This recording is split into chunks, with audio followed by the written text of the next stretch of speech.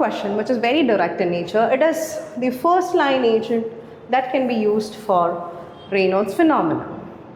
So the first line agent that we can use for Raynaud's phenomena happens because of the vasoconstriction associated with the small arterioles that we have in the periphery.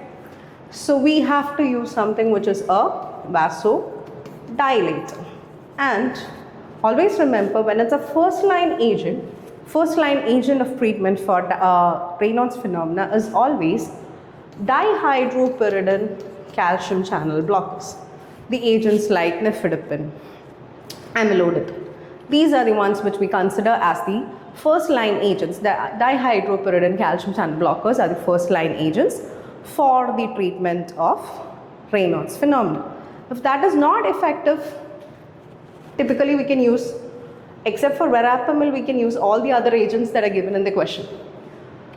Sildenafil can be used, nitroglycerin can be used, but it is all not the first line agent. The first line agent is always limited to dihydropyridine calcium channel blockers, and for your information you can understand that amlodipine is given to a maximum dose of 20 mg per daily for this purpose, and nifedipine to a maximum of 180 mg for this purpose of Raynaud's phenomenon.